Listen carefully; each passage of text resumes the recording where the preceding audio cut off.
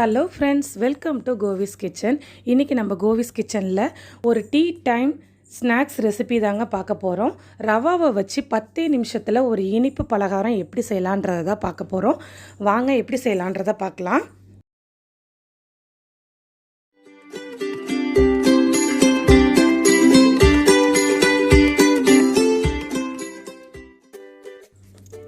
Friends, first ஒரு mixing பவுலில் ஒரு அரை கப்பு அளவுக்கு வறுத்த ரவை சேர்த்துக்கிறேன்.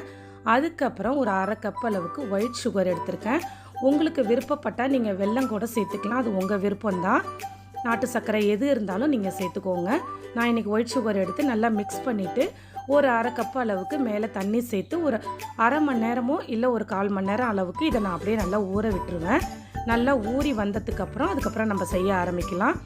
இது பார்த்திங்கன்னா வீட்டில் உள்ள எல்லார் வீட்லேயும் ரவா, கோதுமை, ஒயிட் சுகர் எல்லாமே இருக்கும். ஒரு 10 நிமிஷத்துலேயே இந்த ஸ்நாக்ஸ் ரெசிபியை நம்ம ரெடி பண்ணிடலாம்.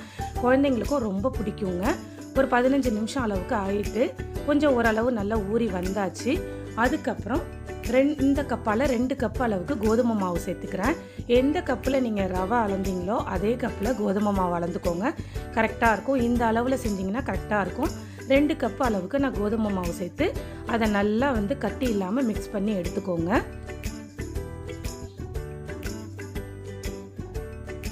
கொஞ்சம் கூட கட்டி இல்லாத அளவுக்கு நல்லா மிக்ஸ் பண்ணிக்கோங்க. சுகர் நான் இன்றைக்கி 1க்கு 1 தான் போட்டிருக்கேன். உங்களுக்கு அதிகமாக சுகர் வேணும் அப்படின்னா இன்னொரு அரை கப் அளவு கூட இல்லை 1/4 கப் அளவு கூட நீங்கள் உங்களுக்கு விருப்பப்பட்டால் சேர்த்துக்கோங்க. தண்ணி கொஞ்சம் பார்த்து சேர்த்து இதை நல்லா மிக்ஸ் பண்ணிக்கோங்க. எடுத்த உடனே தண்ணியை நம்ம டப்புன்னு ஊற்றிட்டோம் அப்படின்னா கொஞ்சம் ஒரு மாதிரி நீர்த்த மாதிரி ஆகிடும்.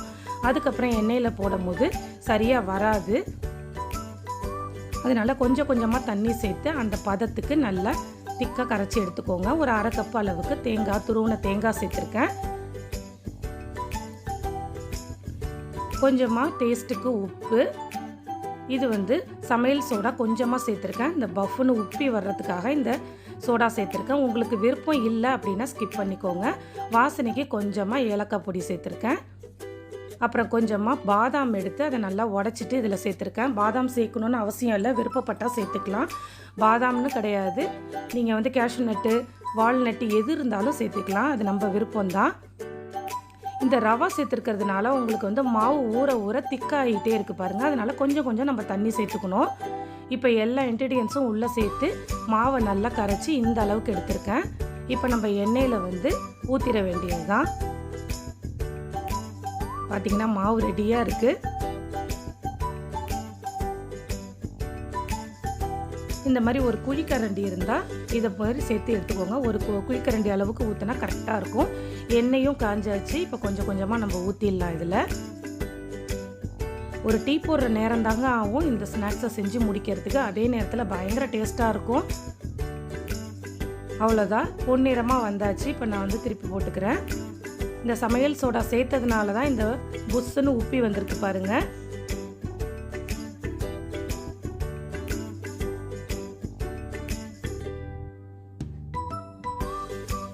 அவ்வளோதான், எல்லாத்தையும் திருப்பி விட்டாச்சு. நல்லா லோ ஃப்ளேமில் வச்சு இதை பொரிச்சு எடுத்துக்கோங்க.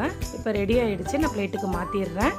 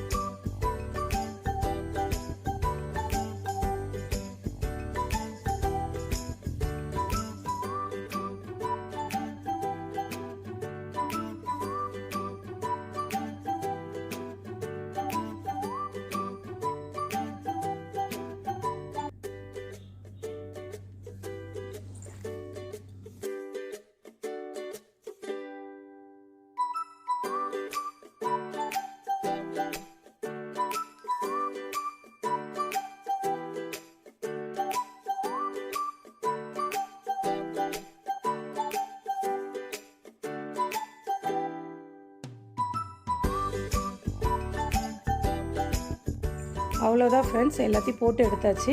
இங்கே பாருங்கள் எவ்வளோ சாஃப்டாக வந்திருக்குன்னு. ஈவினிங் ஸ்நாக்ஸ் ஒரு டீயோட காஃபியோட சரியான சூட்டபிளான ஒரு ஸ்நாக்ஸ் தான் இது. கண்டிப்பாக ரெசிபி பார்த்துருப்பீங்க, எல்லாருக்கும் பிடிச்சிருக்கும். ஒரு முறை ட்ரை பண்ணி பாருங்கள். வீடியோ பிடிச்சிருந்துச்சுன்னா கோவிஸ் கிச்சனை எப்போதும் சப்போர்ட் பண்ணுங்கள். தேங்க்யூ.